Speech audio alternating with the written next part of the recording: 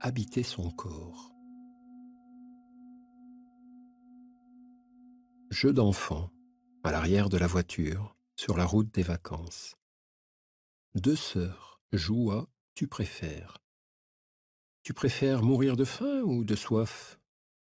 Tu préfères être une araignée ou un ver de terre? Etc. Il faut bien tuer le temps et se poser les grandes questions existentielles sous une forme ou sous une autre.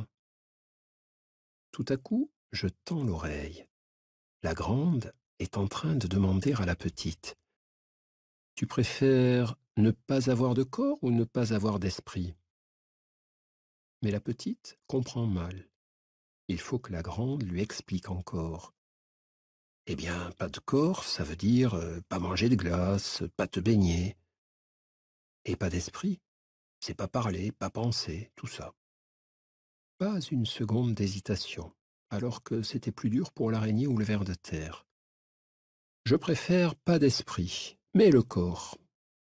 Je souris et je me demande ce que j'aurais répondu, en pensant à la boutade de Woody Allen. L'esprit et le corps sont-ils séparés?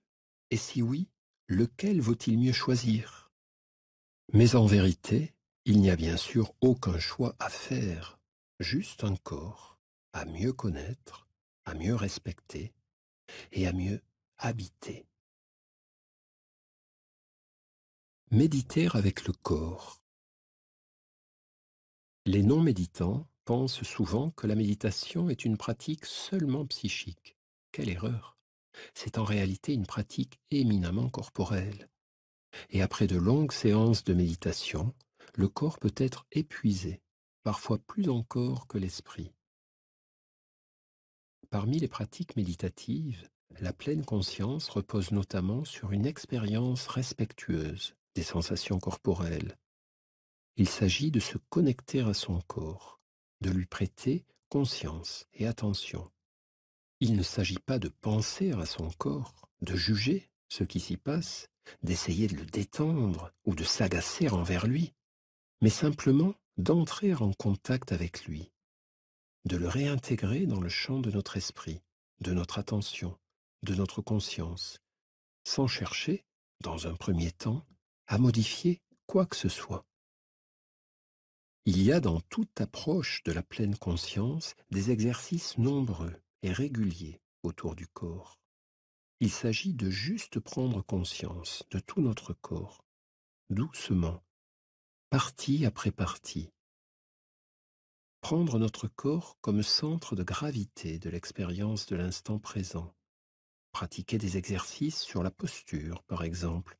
Tous les matins, prendre 10 respirations en se tenant debout, le plus droit possible, sans raideur. Prendre conscience de sa posture, la corriger, tout doucement, naturellement, pour lui donner dignité et confort, et prendre le temps de sentir ce que cela fait à notre corps. Faire des étirements lents, en pleine conscience. Les pratiques sont innombrables. Et ce n'est pas seulement de la gymnastique, mais une voie de connaissance de soi qui ne passe pas par les mots. Peut-être plus grossière, mais aussi plus première que l'introspection psychique. Une introspection corporelle en quelque sorte, tranquille, bienveillante, qui consisterait à se dire doucement: prenons un peu le temps de voir, de sentir comment ça va là-dedans. Cela peut nous aider souvent. Lorsque nous sommes perdus dans notre tête, lorsque nous sommes confus, le corps ne ment pas et nous informe. Alors bien sûr, pas question de le mépriser, comme le rappelait Nietzsche. J'ai un mot à dire à ceux qui méprisent le corps. Je ne leur demande pas de changer d'avis, ni de doctrine, mais de se défaire de leur propre corps, ce qui les rendra muets. Parfois, ce n'est pas du mépris, mais de l'oubli. Nous l'oublions, notre corps, nous nous prenons pour de purs esprits, et nous le traitons comme un outil. Nous en attendons le silence, c'est la santé, la jouissance des organes et des sens, l'obéissance pour nous transporter et nous servir. C'est déjà bien, déjà beaucoup, mais il peut bien plus pour nous.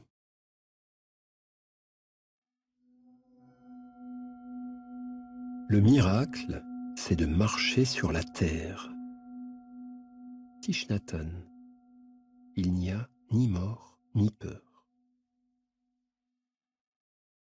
Le corps, porte d'entrée de l'esprit.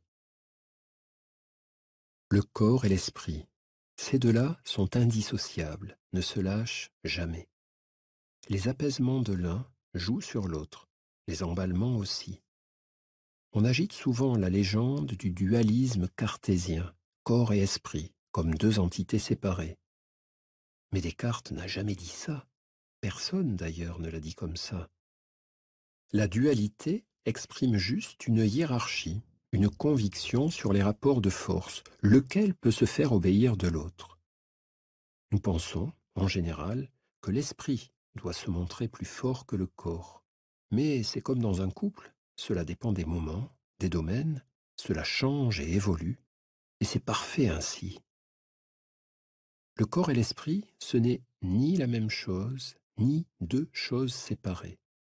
Ce sont deux réalités différentes, mais très étroitement connectées. Avoir conscience de ces connexions peut énormément nous apprendre. C'est cela, faire l'expérience de son corps. Ça n'est pas se dire rapidement et vaguement « oui, oui, j'ai un corps et c'est important d'en prendre soin ». Mais c'est, aussi souvent que possible, s'arrêter et éprouver ce qui se passe juste à cet instant en nous, se connecter à lui, l'éprouver, le ressentir délibérément, subtilement, respectueusement, et pas seulement lorsqu'il nous fait souffrir ou jouir. Apprendre à lire nos sensations, leur prêter attention. Elles sont le tableau de bord qui témoigne de l'équilibre ou du déséquilibre de notre âme. Parfois, en permettant à notre corps d'exister à notre esprit, nous éprouvons des sensations étranges, comme si on sortait de son corps, comme s'il flottait, ou comme s'il était très lourd, ou qu'il se déformait. Parfois aussi, on sent arriver du désagréable. On prend alors conscience de tension ou de douleur que l'on fuyait dans nos distractions, nos occupations, nos ruminations. En cela, la méditation diffère de la relaxation. Son but n'est pas seulement ou pas prioritairement de nous faire du bien ou de nous conduire à la détente, mais simplement d'être conscient de ce qui se passe en nous. Et parfois, ce qui se passe en nous est douloureux, mais la pleine conscience nous recommande de l'accepter et de l'observer, d'accueillir ces douleurs plutôt que de les fuir. Bienfaits et réparations. On le sait depuis longtemps, quand on fait du bien à son corps, on fait du bien à son esprit. Activité physique, détente, relaxation, mais aussi sourire, posture droite et digne, retentissent sur notre mental.